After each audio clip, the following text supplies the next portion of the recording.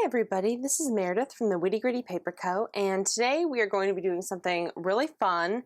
It's going to be a cheap art supply challenge video.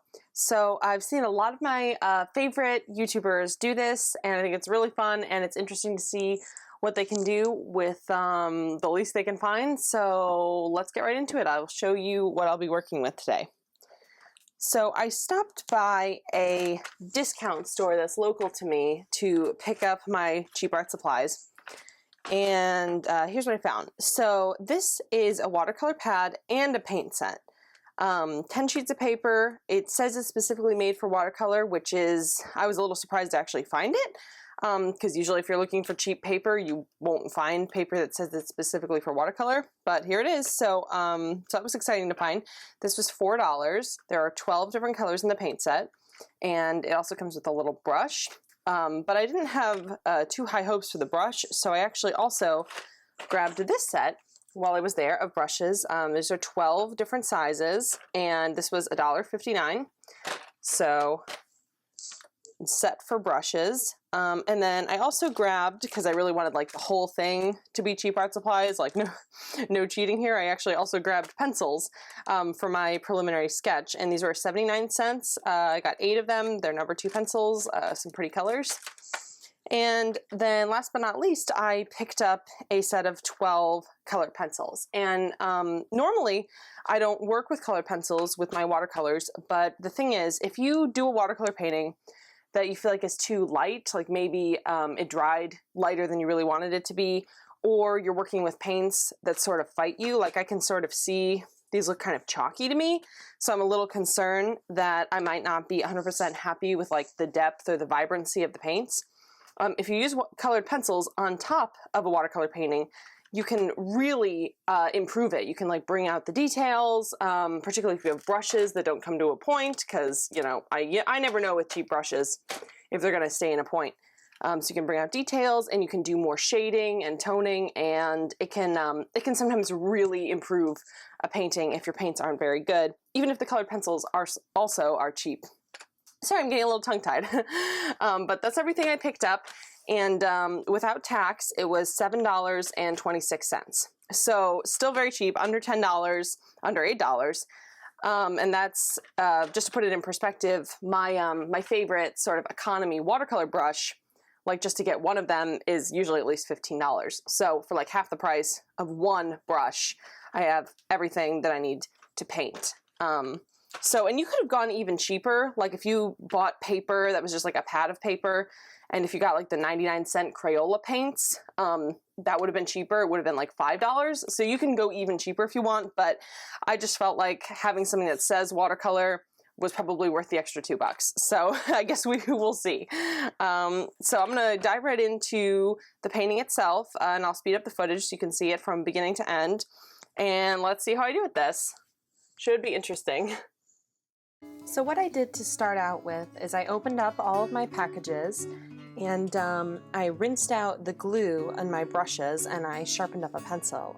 As I was washing out the glue out of the brushes, quite a few of them started to sort of lose bristles, which is not surprising. That's really pretty common in cheap brushes.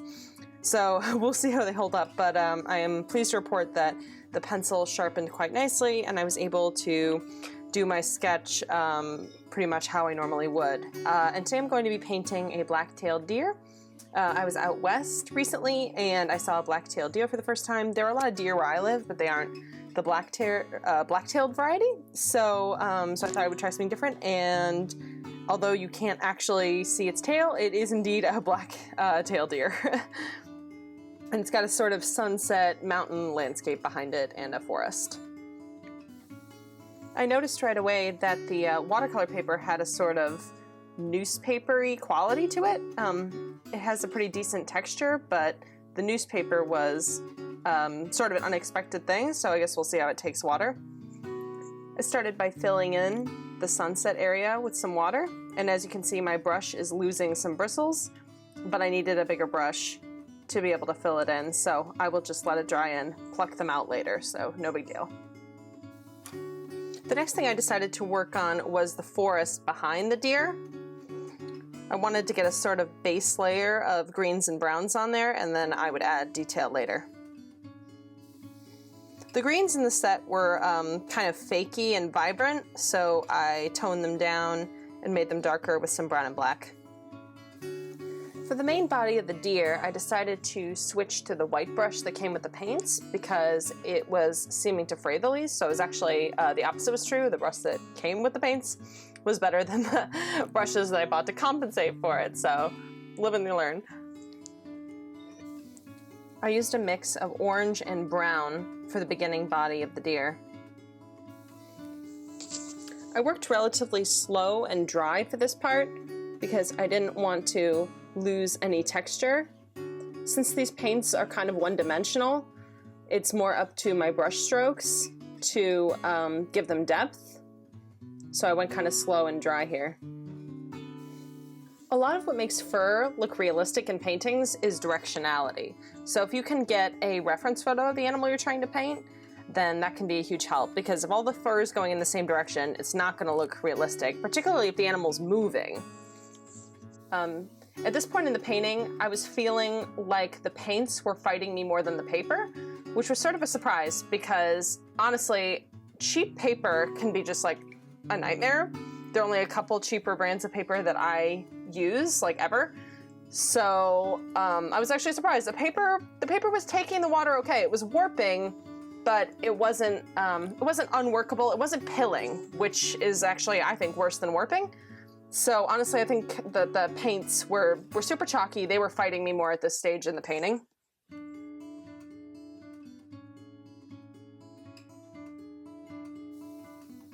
At this point, my first layer was like pretty much dry. So I was thinking it was time to go over the deer some more, its main fur coat, and then work on the back forest and the back mountain. I was pretty happy with the sunset. It was pretty simple. I felt like if I worked on it anymore, I would end up not liking it, so I decided to leave that part alone. Every time I brought in orange, I sort of muddied it up a bit with the brown and the black from the set, because I felt like it was too sort of fake looking on its own. But the deer really is quite orange, so I decided to build up that color a little bit more in this layer. This is also where I defined some of the more patterning on the deer, like its light spot under its head on its neck. I decided not to include the deer's legs in my painting. I just sort of indicated that it might be walking by some sort of darker tufts of fur. So just sort of, indicating it. Like, generally speaking, you don't have to paint every detail. People's brain will fill in the rest if you just sort of leave a clue. I had to use a lot of water to get this paint to really move around. It really doesn't flow. So even with one of the bigger brushes in the set, I still really had to work quite quickly and rather wet to flatten it out the way I wanted to. Really careful around the edges of the deer's body because it was still wet in some places, and my goal here was to sort of make the deer stand out from the woods behind it, and if it were to blend together, then that would be kind of counterproductive. Like I said, I did use quite a bit of black at this point in the forest to really push the deer out from it. I sort of wanted the bottom of both the forest and the deer to fade away, so I picked up a little bit of the paint at the bottom to sort of soften the edges.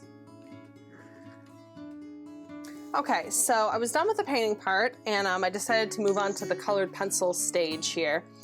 And admittedly, I am going to cheat here just a little bit, because when I opened up my colored pencils, I discovered, to my horror, that there was not a white in the set. I don't know why I assumed there was, but I definitely assumed there was.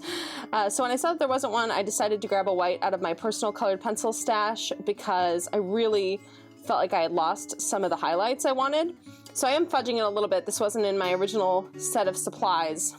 But as you can see with the tip breaking off, it is still a cheap colored pencil. So I am fudging it a little bit, but I don't think that anybody would have trouble finding a cheap white colored pencil. So take from that what you wish.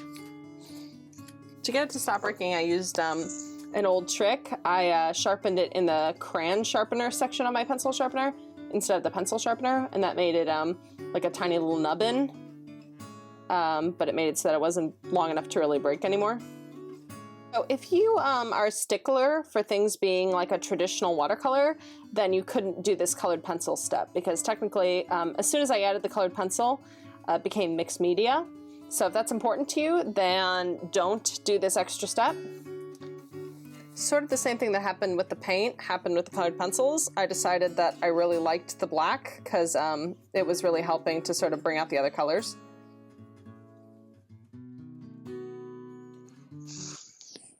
Okay, so here we are with our finished painting, and I'm pretty happy with it.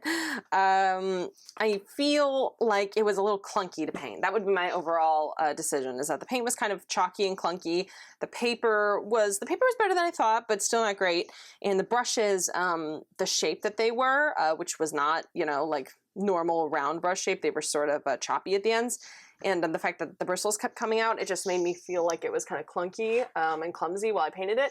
But I'm pretty happy with it. I think that the colored pencil was the right way to go. I think that it brought out the deer's feature more and sort of made it pop more from the page. I'm really happy with the fur on the body. I think that this was like the best I could have done under the circumstances. So all in all, pretty happy. Under the circumstances, I would give it like an 8 out of 10.